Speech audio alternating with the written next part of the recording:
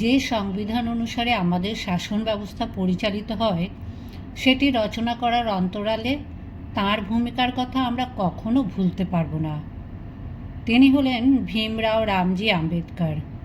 তথাকথিত অস্পৃশ্য হয়ে জন্মগ্রহণ করায় সারা জীবন তাকে অশেষ কষ্ট স্বীকার করতে হয়েছে। বারবার উঁচু শ্রেণীর হাতে নিগৃহীত হয়েছেন, নিজের প্রাপ্য মর্যাদা কখনো পাননি।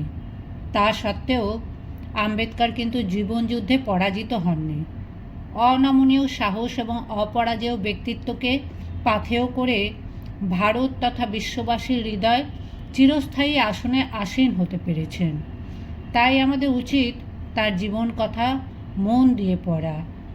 জন্মেছিলেন তিনি 1891 সালের 14 এপ্রিল। তার জন্ম হয়েছিল মধ্যপ্রদেশের মৌ শহরে এক দরিদ্র এবং অস্পৃশ্য পরিবারে। তার পিতা রামজি সকপাল ছিলেন মৌ সেনানিবাস স্কুলের প্রধান শিক্ষক। শিক্ষকতাকেই জীবনের আদর্শ হিসাবে গ্রহণ করেছিলেন। তিনি বিশ্বাস করতেন শিক্ষা আনে চেতনা। এই চেতনা ছাড়া মানব মনীষার উন্নয়ন সম্ভব হয় না। মা ভীমাবাই ছিলেন অত্যন্ত সরল এবং ধর্মপরায়ণা ভদ্র মহিলা। মা বাবার কাছ থেকে অনেকগুলি গুণ অর্জন করেছিলেন আম্বেদকর। কখনো মিথ্যে কথা বলতেন না, অযথা কারোর সাথে ঝগড়া করতেন না, অন্যায় সহ্য করতে পারতেন না ইত্যাদি। হিন্দু সমাজে অস্পৃশ্য শ্রেণীকে হীন চোখে দেখা হয়, তাদের ছায়া মারানো পাপ, এমন একটি ধারণা অনেক হিন্দুর মনের মধ্যে বদ্ধমূল গেঁথে আছে। তাই ছোট বয়স থেকে আম্বেদকরকে জীবনযুদ্ধের পরাজিত সৈনিক হিসাবেই অবতীর্ণ হতে হয়েছিল। প্রতি মুহূর্তে তিনি এই জ্বালা যন্ত্রণা সহ্য করেছেন, নীরবে চোখের জল ফেলেননি, কঠিন মন্ত্রে উজ্জীবিত করেছেন নিজের হৃদয়কে। ভীমের যখন মাত্র 2 বছর বয়স, তখন তার পিতা চাকরি থেকে অবসর নিলেন। মাসিক 50 টাকা পেনশন নিয়ে চলে গেলেন তাদের আদি বাসভূমি কোঙ্কানের ডাবরিতে। সেখানেই ভীম এবং তার দাদা আনন্দরাও প্রাথমিক স্কুলে ভর্তি হলেন। কেমন ছিল সেই বিদ্যালয়ের বাতাবরণ? অন্তরঙ্গ স্মৃতিচারণের মাধ্যমে আম্বেদকর গভীর দুঃখের সঙ্গে সেই পরিমণ্ডলের কথা উল্লেখ করেছেন। তিনি লিখেছেন যে তারা 2 ভাই কখনো ক্লাসে বসার অধিকার পেতেন না। বই খাতা নিয়ে ক্লাস ঘরের এক কোণে তাদের দাঁড়িয়ে থাকতে হতো। আসলে তারা ছিলেন অস্পৃশ্য মাহার জাতের ছেলে। তাদের সাথে উচ্চবর্ণের ছেলেরা কি এক আসনে বসতে পারে? শেষ অবধি এক শিক্ষক মশাই দয়া পরবশ হয়ে বললেন, দেওয়ালের কাছে তারা চটের আসন বিছিয়ে বসতে পারবে, তবে অন্যদের থেকে অনেক দূরে বসতে হবে, যেন কোনোভাবেই ছোঁয়া না লাগে। তিনি আম্বেদকরের ভাইদের স্লেট বা খাতা হাত দিয়ে ছুঁতেন না, দূর থেকে স্লেট এবং খাতায় লেখা দেখাতেন। এমনকি স্কুলে কলসিতে যে জল থাকতো, সেই জল খাওয়ার অধিকার তিনি এবং তার ভাইয়ের ছিল না। প্রখর রৌদ্রতাপে ক্লান্ত শ্রান্ত 2 ভাই তৃষিত হৃদয়ে অপেক্ষা করতেন কখন স্কুল ছুটি হবে এবং বাড়ি গিয়ে তারা জলপান করতে পারবেন। কোনো কোনো সময় অবশ্য কোনো এক উঁচু জাতের শ্রেণী দয়াপরবশ হয়ে ওপর থেকে মুখে জল ঢেলে দিত। এ তো গেল স্কুলের কথা। বাইরেও এমন ভেদাভেদ ছিল সর্বত্র। বাজারে কোনো সেলুন তাতে চুল কাটত না, বাড়িতে বোনেরাই ছোট ভাইদের চুল কেটে দিত। এইভাবে প্রতি মুহূর্তে রক্তাক্ত ক্ষত বিক্ষত হতে হতে আম্বেদকরের শৈশব অতিবাহিত হয়। মাত্র 6 বছর বয়সে তাঁর ওপর দারুণ আঘাত নেমে আসে। মা মারা যান। এই সময় তাঁদের একমাত্র বিধবা পিসি মীরাবাই এসে ছেলে মেয়েদের দেখাশোনার ভার নিয়েছিলেন। মায়ের অভাব পূরণ করতে অনেকটা সময় লেগেছিল ওই ভদ্রমহিলার। তবে উনি দুরন্ত ভীমকে খুবই ভালোবাসতেন এবং স্নেহ করতেন। ছোটবেলা থেকে আম্বেদকর কিন্তু পড়াশোনার প্রতি আগ্রহী ছিলেন। নিজের চেষ্টা এবং পরিশ্রমে মারাঠি ভাষা এবং ইংরাজি ভাষায় বিশেষ দক্ষতা অর্জন করেছিলেন। তিনি চেয়েছিলেন সব ছেলেরাই যেন তার মতো পড়াশোনায় আগ্রহী হয়ে ওঠে। ওই পিসি জানতেন ভীমকে প্রতি মুহূর্তে কিভাবে অবহেলা সহ্য করতে হচ্ছে। যাতে এই অবহেলা তাঁর চরিত্রের বিনাশ না ঘটায়, তার জন্য তিনি তৎপর ছিলেন। তিনি 2 ভাইকে নিয়মিত যত্ন করে পড়াতেন। রামায়ণ, মহাভারত, শান্তকরী এবং অন্যান্য সাধু সন্ন্যাসী রচনা থেকে পাঠ করে শোনাতেন। তিনি চেয়েছিলেন এই দুই ভাই যেন মহা মনীষীদের আদর্শ অনুসরণ করে। রামজিও আম্বেদকরকে খুবই ভালোবাসতেন।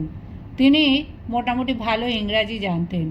তিনি জানতেন আধুনিক শিক্ষা ব্যবস্থা ইংরাজি ভাষার উপর নির্ভর করে দাঁড়িয়ে আছে। ভারতের বুকে থেকে কিছু করতে হলে ইংরেজি ভাষা জানতেই হবে। তিনি ছেলেদের ইংরাজি পড়তে এবং ইংরাজিতে অনুবাদ করতে শেখাতেন। পরবর্তীকালে আম্বেদকর বলেছেন, পিতার কাছে প্রাথমিক ইংরাজি ভাষা শিক্ষা, বিশেষ করে ইংরাজিতে অনুবাদ করা, তাকে ভালোভাবে ইংরাজি ভাষা আয়ত্ত করতে খুবই সাহায্য করেছে। প্রাথমিক স্কুলের পড়াশোনা শেষ হয়ে গেল। এবার ভীম এবং তার দাদা আনন্দ হাই স্কুলে ভর্তি হলেন। এই স্কুলে এক শিক্ষকের পদবি ছিল আম্বেদকর। তিনি ভীমকে খুবই ভালোবাসতেন। তিনি ছিলেন দূরদর্শী সম্পন্ন মানুষ। তিনি বুঝতে পেরেছিলেন একদিন ভীম 10 জনের একজন হয়ে উঠবে। তিনি ভীমকে অর্থ সাহায্য করতেন। তখনকার সামাজিক নিয়ম অনুসারে আমদাবাদ গ্রামের অধিবাসী হিসাবে ভীমের পরিবারের পদবি ছিল আম্বেদকর। শিক্ষক মশাই স্কুলের খাতা ভীমের পদবি বদলে নিজের পদবি আম্বেদকর লিখে দিয়েছিলেন। পরবর্তীকালে এই পদবিতেই আম্বেদকর ভারত বিখ্যাত হয়েছিলেন। দুই ভাই তখন হাই স্কুলের ছাত্র। একদিন ট্রেনে করে গাঁয়ে আসেন বাবার সঙ্গে দেখা করতে। তখন রামজি একটা চাকরি নিয়ে গোড়েগাঁওতে থাকতেন। দুই ভাই গোড়েগাঁও স্টেশনে নেমে একটি গরুর গাড়ি ভাড়া করলেন, বাবার বাসার দিকে যাবেন। পথে কথায় কথায় গাড়োয়ান জানতে পারল সবার দুজন মাহার জাতির। সঙ্গে সঙ্গে সে গাড়ি থেকে দুই ভাইকে ফেলে দিল। অনেক অনুনয় বিনয় করার পর গাড়োয়ান দ্বিগুণ ভাড়ার বিনিময়ে ওদের ঠিক জায়গায় পৌঁছে দিতে রাজি হয়।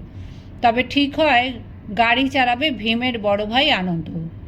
গাড়োয়ান অচ্যুত মাহার ছেলেদের সঙ্গে এক গাড়িতে যাবেন না, সে হেঁটে হেঁটে গাড়িকে অনুসরণ করবে। পরে বিধান অনুসারে গঙ্গাজল ছিটিয়ে গাড়ি পবিত্র করবে। সেদিন সন্ধ্যা থেকে মাঝরাত পর্যন্ত আনন্দ এইভাবেই গাড়ি ঠেলেছিলেন।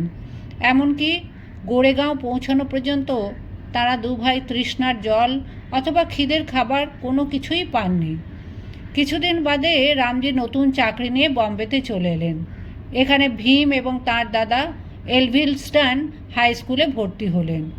ছোট্ট থেকে দু ভাইকে লাঞ্ছনা গঞ্জনা সহ্য করতে হয়েছে, তাই ভীম বুঝতে পেরেছিলেন এখানে তাকে আবার এক নতুন পরিস্থিতির সামনে দাঁড়াতে হবে। বস্তি এলাকাতে পুরো সংসার নিয়ে রামজি থাকতেন। একটি ঘরের মধ্যে রান্না, খাওয়া, শোয়া সব ব্যবস্থা করতে হতো। এখানে একটা পোষা ছাগল আছে, এর মধ্যে পড়াশোনার জায়গা কোথায়? বিশেষ করে ভীম যে পড়াশোনাতে আগ্রহী সেটা জানতেন। ভেবে চিন্তে তিনি একটা উপায় বের করলেন। রাতের প্রথম দিকে ভীম 2টো অবধি ঘুমিয়ে নেন। রামজি তখন জেগে থাকেন। রাত 2টোয় ভীমকে তুলে দেন এবং ভীমের জায়গাতে ঘুমাতে যান। ভীমের পড়াশোনা চলে ভোর পর্যন্ত। এইভাবে ভীম এক অত্যন্ত কৃতী মানুষ হয়ে উঠতে পেরেছিলেন। খেলাধুলাতেও আম্বেদকরের খুব আগ্রহ ছিল। ফুটবল এবং ক্রিকেটে ছিলেন দলের অধিনায়ক। তবে জাতিভেদের অভিশাপ তাকেও স্পর্শ করত। অনেকে তার অধিনায়কত্বে খেলতে চাইতেন না। ক্লাসে তাদের আলাদা জায়গায় বসতে হতো। ব্ল্যাকবোর্ডে লিখতে পারতেন না, কারণ ব্ল্যাকবোর্ডের পেছনে টিফিন বাক্স থাকতো। অস্পৃশ্য জাতের কেউ ব্ল্যাকবোর্ড ছুঁয়ে দিলে সব খাবার ফেলে দিতে হতো। ছোট জাতের ছেলে বলে দেব ভাষা অর্থাৎ সংস্কৃত শেখার অধিকার ছিল না ভীমের। বাধ্য হয়ে তাকে ফরাসি ভাষা শিখতে হয়েছিল। তিনি নিজের চেষ্টায় সংস্কৃত ভাষা আয়ত্ত করেন। 1907 সালে আম্বেদকর এলফিলস্টন থেকে ম্যাট্রিক পাস করেন। অস্পৃশ্য জাতির ছেলেদের মধ্যে এমন কৃতিত্ব কেউ আগে দেখাতে পারেনি। বম্বে শহরে একটা সভা ডেকে আম্বেদকরকে অভিনন্দন জানানো হলো। বিভিন্ন ঘাত প্রতিঘাতের মধ্য দিয়ে আম্বেদকরের উচ্চ শিক্ষা এগিয়ে চলল। পরবর্তীকালে তিনি অস্পৃশ্য এবং দলিত জাতিদের উন্নতির জন্য আপ্রাণ পরিশ্রম করে গেছেন। তখন ভারতের রাজনীতির প্রেক্ষাপটে একটির পর একটি ঘটনা ঘটে চলেছে। মাউন্টব্যাটেন ভারতের বড়লাট নিযুক্ত হলেন। তিনি শেষ পর্যন্ত ভারতকে তার ঈপ্সিত স্বাধীনতা দিতে চাইলেন। বিশ্বযুদ্ধ সবেমাত্র শেষ হয়েছে। গ্রেট ব্রিটেনের অবস্থা আর আগের মতো নয়। তাকে অর্থনৈতিক মন্দার মধ্য দিয়ে এগিয়ে চলতে হচ্ছে। ভারতবর্ষ স্বাধীন হবার স্বপ্ন দেখছে। স্বাধীন ভারতের শাসন ব্যবস্থা কেমন হবে? ইতিমধ্যে আম্বেদকর রাজনৈতিক ক্ষেত্রে এক স্তম্ভ হিসাবে নিজেকে প্রতিষ্ঠিত করেছেন। ভারতের সংবিধান লেখার জন্য যে সমিতি তৈরি হয়, সেখানে তাকে গুরু দায়িত্ব দেওয়া হলো সংবিধানের খসড়া লিখতে। আম্বেদকর পৃথিবীর বিভিন্ন দেশের সংবিধান মন দিয়ে পড়লেন। ভারতীয় সমাজ এবং সংস্কৃতির সঙ্গে খাপ খাবে এমন একটা সংবিধান রচনা করলেন। দুটি গণপরিষদ এবং দুটি অন্তর্বর্তী সরকার গঠনের ব্যবস্থা হলো। 1947 সালের 15ই জুলাই ব্রিটিশ পার্লামেন্ট ভারতের স্বাধীনতার আইন অনুমোদন করেন। 1947 সালের 15ই আগস্ট ভারত তার ঈপ্সিত স্বাধীনতা লাভ করে। ভারতের প্রথম প্রধানমন্ত্রী জওহরলাল নেহেরু আম্বেদকরকে ভারত সরকারের আইনমন্ত্রী করেছিলেন। 141 দিন অক্লান্ত পরিশ্রম করে আম্বেদকর পৃথিবীর বৃহত্তম সংবিধানের খসড়া তৈরি করেন। অনেক বিতর্ক এবং বিবেচনার ফল 1949 সালের 26শে নভেম্বর 395টি অনুচ্ছেদে 8টি তালিকাভুক্ত স্বাধীন ভারতবর্ষের সংবিধান গণপরিষদে গৃহীত হল। ভারতীয় সংবিধানের সবথেকে বড় বৈশিষ্ট্য, এখানে সমস্ত মানুষের সমাধিকারের কথা বলা হয়েছে। এমনকি স্ত্রী জাতিকে আর দ্বিতীয় শ্রেণীর নাগরিক ভাবা হবে না, সে কথাও স্পষ্টভাবে সংবিধানে লিখে দেওয়া হয়েছে। ভাবতে ভালো লাগে, একদা লাঞ্ছিত বঞ্চিত দলিত শ্রেণীর প্রতিনিধি আম্বেদকর সেই সংবিধান রচনা করেছিলেন। আজও আমাদের শাসন ব্যবস্থা সেই সংবিধান অনুসারেই পরিচালিত হচ্ছে। অর্থাৎ আমরা প্রতি মুহূর্তে আম্বেদকরের কাছে আমাদের ঋণ স্বীকার করছি। 1956 সালের 6ই ডিসেম্বর দিল্লিতে এই মহাজীবনের পরিসমাপ্তি ঘটে যায়।